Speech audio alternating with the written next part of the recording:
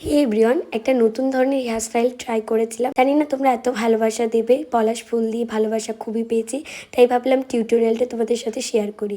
ফার্স্টে চুলটাকে middle partition করে নিয়েছিলাম, দেন একটা নর্মাল পনিটেল করেছিলাম রাবার ব্যান্ড দিয়ে। আর পনিটেলের রুয়া থেকে আমি জাস্ট 3 থেকে 4 আঙুল গ্যাপ রেখে আবার একটা রাবার ব্যান্ড দিয়ে সিকিউর করে নিয়েছিলাম। এরকম 4 থেকে 5টা করেছিলাম, যার যেরকম লেন্থ সেই লেন্থে করবে। পুরো চুলটাকে এইভাবে একটু একটু করে ফাঁপিয়ে নিয়েছিলাম, দেখতেই পাচ্ছ একটু ফুলে ফুলে রয়েছে। আর চুলটাকে পুরোটাই ডেকোরেশন করার জন্য কিন্তু আমি পলাশ ফুলটাকে নিয়েছিলাম। পলাশ ফুলটাকে একটা গাজরা টাইপের করেছি, দেখতেই পাচ্ছ।